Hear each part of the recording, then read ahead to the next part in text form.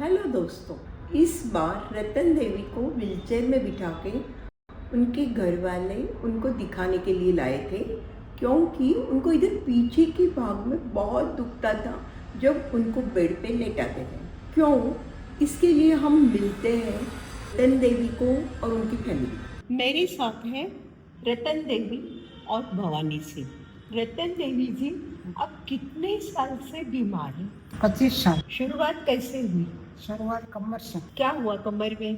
कमर को दर्द हुआ। जब पहला डिलीवरी हुआ था, हाँ। तो जब डिलीवरी पेन से वापिस उठे तो बैक पेन चालू हुआ था। तो हमने सोचा भाई नॉर्मल डिलीवरी के टाइम में कई बार होता है, तो ज्यादा उसमें ध्यान नहीं दिया। वहाँ की जो फिर जब सेकंड डिलीवरी हुई तो फिर गाय दूध निकालते हैं तो बकरी गाय का दूध तो हाथ से प्रेशर नहीं लग रहा। अच्छा, तो पता चला कि इनको कोई न्यूरोटाइप की बीमारी है। मीन्स पहले शुरुआत तो पर नीचे बैठ के उठ पाते थे? उठ तो दर्द रहता था। दर्द रहता था, पर ऐसे हाथ पकड़ के उठते थे क्या? शुरुआत में हाथ पकड़ने की जरूरत नहीं थी, अच्छा, आराम तो से मैंने होगा। उठ फिर आपने किसी को कंसल्ट किया कि वैसे ही नहीं, निकाले? फिर ये उस टाइम तो गांव में रहते थे। हाँ। फिर यहाँ सूरत में आके डॉक्टर को दिखाया था। अच्छा। उन्होंने बताया कि ये लाइलाज बीमारी है, मस्कुलर मायोटोनिक डिस्ट्रोफी। इसमें मसल्स पावर धीरे धीरे खत्म हो जाते हैं। अपने बॉडी में जैसे नए सेल बन रहे हैं वो इनके नए नहीं बन रहे हैं, और पुराने हैं वो धीरे धीरे खत्म हो रहे हैं। इसके चक्कर में धीरे धीरे मसल्स कमजोर हो रहे हैं। हाँ। और ये 8 या 10 साल में एकदम कंप्लीट बेड पे आ जाएंगे। फिर क्या हुआ? मैडम, हमने कहीं भी आयुर्वेदिक, होम्योपैथिक, एलोपैथिक, झाड़ा झटका, मंदिर, मस्जिद कुछ भी नहीं छोड़ा। किसी ने बोला कि वहाँ जाओ ठीक हो जाएंगे, तो इनकी संतुष्टि के लिए हम वहाँ गए। अपना काम धंधा भी छोड़ दिया। बाद में धीरे धीरे लगा कि इसका कोई इलाज तो है नहीं। फिर तो अभी भाई दवाई तो कोई है नहीं, लेकिन चलो और कहीं दिखाते हैं। तो फिर हम गए थे दिल्ली। हाँ। दिल्ली गंगाराम हॉस्पिटल में दिखाया तो उन्होंने भी यही रिपोर्ट दी। पर वैसे तो एक बीमारी मायोपैथी की है। हाँ, मायोपैथी। और उनकी सब मसल कमजोर होने के कारण वो नीचे जमीन पे से उठ नहीं पा रहे हैं। अभी तो पैर तो हिला पा रहे हैं। खाली पैर हिलाता, बाकी मसल्स पूरे वीक हो गए। अभी हाथ नहीं उठ रहे। हाथ कितना हिला सकते हैं आप बताइए? साथ से तो करवट भी अपने आप ही निकल पा रहा है। आप आपके हाथ की मूवमेंट बताइए आप। हाँ। बस इतनी है, बाकी मुट्ठी बंद नहीं हो रही है, कुछ नहीं हो रही है। ये वाली मूवमेंट। हाँ। बस इतना ही मोटा ही हिल रहा है, बाकी कुछ। अच्छा, और आँख बंद कीजिए, आँख खुली कर दी हो, ठीक है। मुंह फुलाइए आप। नहीं पूरा हो रहा है। पैरों में मूवमेंट कितनी अपन देखेंगे अभी? पैरों ये इतना उठता है। 1 मिनट है। ओके, तो अभी बीमारी आपको, अभी आप क्या क्या कर सकते हो खुद के खुद? खुद तो बता तो कुछ नहीं कर सकते। अच्छा, करवट बदलने के लिए भी आपको सपोर्ट चाहिए। मदद चाहिए। हाँ, भी बच्चे इसे टुकड़े करके चम्मच से खिलाते हैं, अपने आप निकाल। अच्छा। बाल नहीं बांध सकते। अच्छा, अभी आप कुछ भी काम नहीं कर पा रहे हैं, पर आपकी पूरी फैमिली, आपके हस्बैंड, आपके दोनों बच्चे, ये बहू, सबके सब आपकी पूरी सेवा करके आपको नहलाना धुलाना। ब्रश कराने, कोलगेट तो ये कराते हम तो आपके हाथ ही नहीं हिलता तो नहीं रहते हैं। कोलगेट ये कराते। हाँ। सो रतन देवी जी की एक 25 साल से ज्यादा की बीमारी है। 25 साल से उनको मालूम है हाँ, 25 कि साल से उनको मालूम है। प्रॉब्लम है। 99 से मालूम है, समझो। धीमे धीमे बीमारी बढ़ती गई है। उनके फैमिली में पहले किसी को ये बीमारी थी और ना अभी बाद में है। और लकीली उनकी फैमिली सपोर्ट बहुत अच्छा मिलने के कारण उनका काफी अच्छा चल रहा है। बीमारी होने 25 साल हो गया, अभी भी ये जैसे चेयर पे 4-5 घंटा आराम से बैठ जाती है। अच्छा, और बीमारी होने के बाद में मेरे को लग रहा है उसके बाद भी उनको बीमारी शुरू होने के बाद भी काफी साल तक वो 10-12 साल तक पूरा काम करती काम थी। पूरा। झाड़ू पोछा बर्तन कपड़ा सब। और जैसे लास्ट में जब खाना बनाने में जैसे सपोर्ट करके फिर भी बनाती थी। अच्छा, बैठ के बनाते थे? खड़े खड़े वो उसका प्लेटफॉर्म का सपोर्ट करके बना। अच्छा, सो मीन्स ये बात है कि प्रॉब्लम थी, पर उस प्रॉब्लम के साथ में ही उन्होंने 10-15 साल तो बहुत अपना घर संभाला और बच्चों को बड़ा किया। ये स्टूडेंट 13 साल तक काम करे। अच्छा। हाँ, डायग्नोज होने के बाद लगभग 15 साल तक इसने अपना काम किया। नहीं तो अच्छा है ना, अपने बच्चों बड़े हो गए। तो उस टाइम तो बच्चे छोटे छोटे थे, डबल तकलीफ थी। बच्चे छोटे, मैं मार्केट चला गया तो पिपी चेक के लिए होती थी, कई बार तो गेट नहीं खोल पाती थी। हाँ सही, गेट खोलने में दिक्कत। एक्चुअली छोटी छोटी बातें दीवार होती पकड़ पकड़ करके गेट खोलने आती थी। छोटी छोटी बातें होती हैं, ध्यान में नहीं आता अपने को, पर ये कितनी मुसीबतें होती है कि भाई गेट खोलने में दिक्कत आ रही। वो कैसे ही करके मैंने उनकी विल पावर बहुत अच्छी है। बच्चों को स्कूल पढ़ा दिया, बड़ा कर दिया। वही मैं बोली कि मैं इनकी जब तक बच्चे बड़े नहीं हुए तब तक कैसे ही विल पावर से वो ऐसे करके भी खाना हाँ, बनाया। कपड़े भी पर ऐसे बिठा देते ऐसे थे। वो मुट्ठी बंद नहीं हो रही है, हाँ, हाथ नहीं चल रहा जैसे है, हाथ का यहाँ से सपोर्ट लगाते थे। यहाँ से सपोर्ट लगा के किया, बहुत बढ़िया। पैर में चप्पल पहन के पूरा परिवार का कपड़ा धो देती। तो जैसे पाटा पर बैठ के। बाथरूम में बिठाए थे पाटे पे, तो अच्छा, आप लोग ले जाके बिठा देते थे हाँ, उनको, वो अपना नहा लेती थी और अपने कपड़े भी धो लेते थे। पूरा अच्छा। कपड़ा धो देती। तो कपड़े फिर आप धो लेते थे। नहीं, ये जहाँ तक होता था तब तक ये कर लेती थी कि मैं बिठा दो बाथरूम में, फिर मैं धो लूंगी। अच्छा, पर उठ के फिर बैठना वापस नहीं उठाना जाता? पड़ता था, नहीं, अपने आप बैठ नहीं पाती। अच्छा, खुद के कुछ चल के चले जाते थे? नहीं नहीं, चल भी पकड़ नहीं के पाते? थोड़ा सहारा लेके बिठा देते ले जाके अंदर, फिर दो काम हो जाता तो फिर वापस उठा देते। अपने इसका आप मतलब बैठना ये पड़ता है था। कि इन शॉर्ट कि जब उनको कपड़े धोने उनको घर की काम करने की पूरी इच्छा थी। हाँ। वो सोचते थे कि कुछ नहीं तो मैं कपड़े धो के भी हाँ, लोगों को कुछ न हेल्प कुछ करूं, करती रहती थी। और इसलिए फिर उनको पकड़ के आप बाथरूम तक ले जाते थे। हाँ। वहाँ पे नीचे बिठाते थे, उसके बाद पूरी हाथ की मुट्ठियाँ नहीं चलती थी, हाँ, तो भी फिर वो- भी वो ऐसे ऐसे करके कपड़े धो लेते थे। धो लेते। फिर बाद में आप उनको उठा के बाहर लेके आ जाते थे। पोछे लगाते, बच्चे बाल्टी में पानी रखते। एक घिसट घिसट के पोछे लगाती थी अपने शरीर पे। अच्छा, बच्चे बाल्टी में पानी रखते हैं और फिर फिर एक बाद में आप किसी पूरे की घर का पोछा बैठ के लगा सड़क लेते सड़क के लगे थे। सरक सरक के लगा हाँ, लेते सड़क थे। सड़क के। बहुत अच्छा। मैंने अपने कोई भी एक बहुत अच्छी बात है कि आपने अपनी हिम्मत नहीं हारी हिम्मत है। नहीं। वो भजन है मम्मी किचन में बताया ना अबू मायने। हिम्मत न हारो जभी तक तन में जान है, मंजिल को पा जाओगे साथ अगर भगवान है, समय का पंछी उड़ता जाए सबको ये पैगाम है। बहुत बढ़िया, थैंक यू। रतन देवी की फैमिली से तो बातें कर ली, पर उनका जो मेन प्रॉब्लम था पीछे के भाग में, यहाँ पे सिर पे दुख रहा था, उसके बारे में बात करते हैं। वो दुखने का कारण क्या? अब आप उनकी देखिए, केयरफुली देखिए आप उनकी गर्दन की मूवमेंट।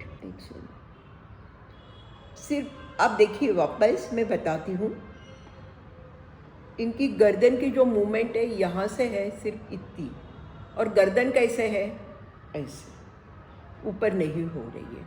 अब जो वो सोते हैं तब पूरा प्रेशर यहाँ पे दिमाग के पीछे के भाग पे ही आ रहा है, बाकी कोई मूवमेंट नहीं है। उसके कारण नेचुरली वो प्रेशर के कारण उनको दुखाव हो रहे हैं। तो मैंने उनको बोला कि भाई आप राजस्थान में पानी लाते होंगे या ये करते होंगे तो रिंग रखते हो ना, तो ऐसे मैंने जस्ट उनको एक ओढ़ने की रिंग बना के बताई, इस टाइप की आप रिंग बना लीजिए, और वो रिंग ऐसे ही पीछे रख सोते तब इधर पीछे लगा दो, तो ये जो भाग है एक खड्डे के अंदर रहेगा, जो पीछे का भाग दुख रहा है वो तो दुख, थोड़े दिन प्रेशर नहीं आएगा तो दुखाव कम हो जाएगा। और नहीं तो फिर एयर बेड, वो बोले हमें अब एयर बेड पे नहीं रखना है, अभी भी हमारी पेशेंट 5-6 घंटे व्हीलचेयर पे कंटिन्यूसली बैठती है, क्योंकि उनके बैक मसल अच्छे थे, यहाँ के मसल कमज़ोर। अब पेशेंट की हाथ की मूवमेंट हम देखते हैं।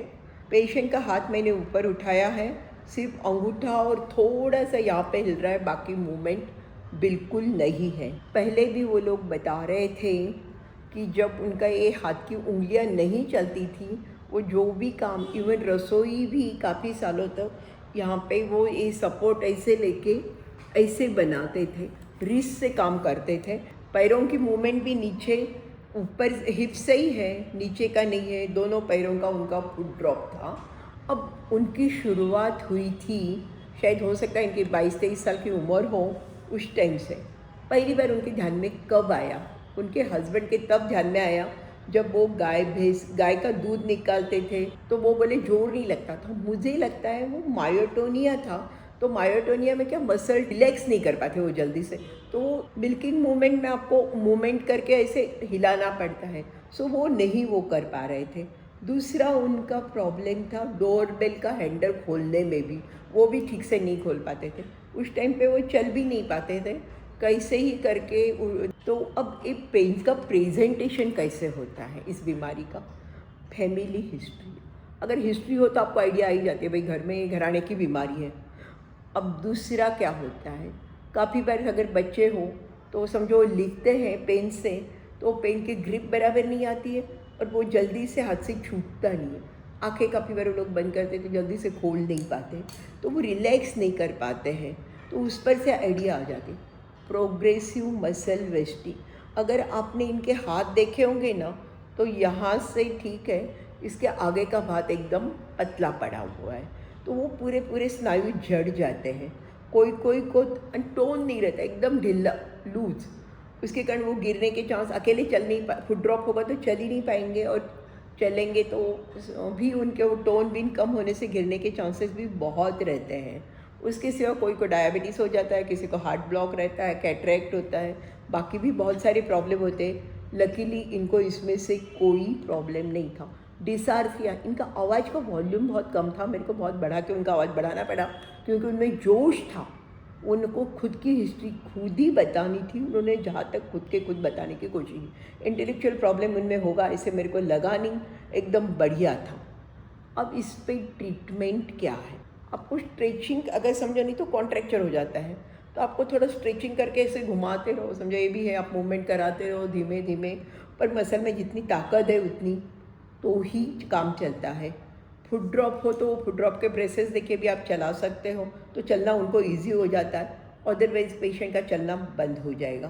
पेशेंट को एक्टिव रखिए। उस बारे में मैं रतन देवी, उनकी फैमिली का, एक्चुअली जबकि वो लोग बहुत ज़्यादा इसमें ट्रेन नहीं थे, फिर उन्होंने अपने अपने ढंग से पेशेंट को एक्टिव रखने की कोशिश की, और पेशेंट को पूरा एक्टिव रख के बीमारी का डायग्नोसिस होने के बाद, मेरे को लगता है डायग्नोसिस होने के पहले जब वो गांव में रहते थे, दूध निकालने में उसको प्रॉब्लम हो रही थी, उसके बाद ही 4-5 साल या शायद ज़्यादा टाइम भी निकल गया था, बाद में उसका डायग्नोसिस हुआ था, तो उसके बाद में भी 10-15 साल तक वो एक्टिव रह के, उनके बच्चे बड़े हो गए, पढ़ लिए, तब तक तो पूरा घर संभाला हुआ है।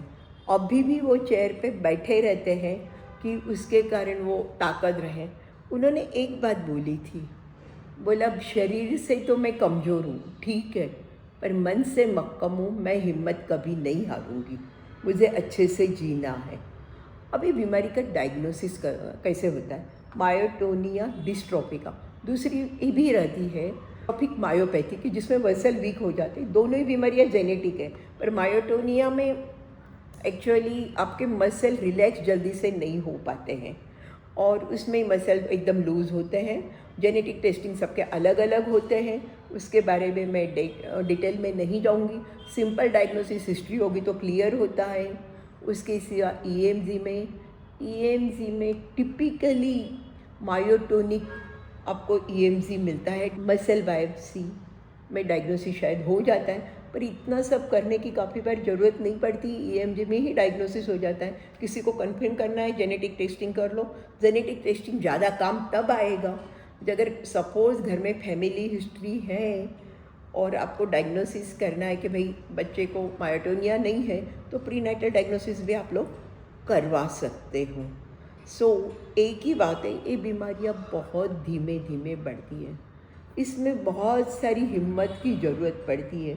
इसके लिए मैं बोलूँगी रतन देवी, उनके हस्बैंड और उनके तीनों लड़के, खास कर बीच वाला लड़का कि जिसने शादी भी नहीं की है और वो कंटिन्यूसली माँ के पास बैठा रहता है, उन तीनों का ही मैं कैसे डिस्क्रिप्शन किस वर्ड में करूँ मालूम नहीं है।